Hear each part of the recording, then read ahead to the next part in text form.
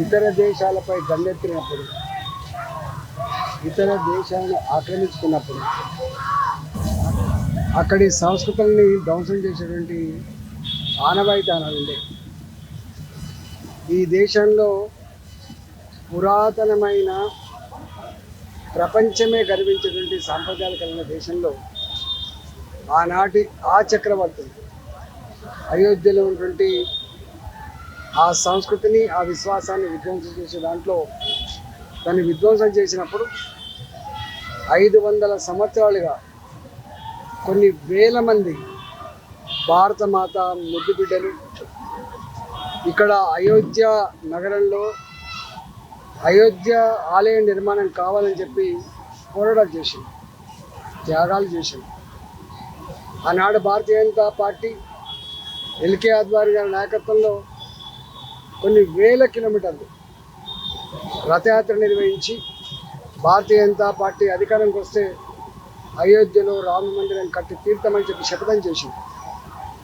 భారత ప్రజల ఆశీర్వాదంతో నరేంద్ర మోడీ గారు అధికారంకి వచ్చిన తర్వాత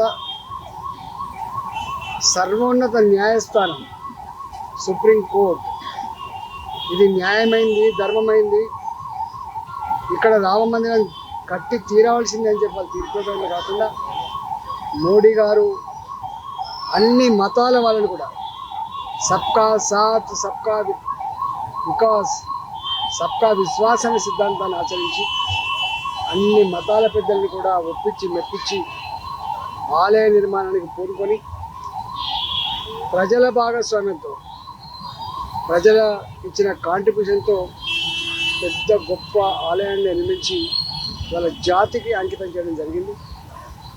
ఊరు వాడ ఈ కులం ఆ కులంతో తేడా లేకుండా ఇవాళ పెద్ద ఎత్తున అయోధ్య రామమందిర ఆలయ ప్రతిష్టని వీక్షించడమే కాకుండా ఎక్కడికక్కడ లక్షలాది మంది అన్నదాన కార్యక్రమాలు నిర్వహించి ఏ ఇంటికి ఆ ఇంటికి పూజలు నిర్వహించి ఇవాళ మళ్ళీ గత వైభవాన్ని, సంస్కృతి, సాంప్రదాయాన్ని నిలుపుకున్న గొప్ప సందర్భం ఇది.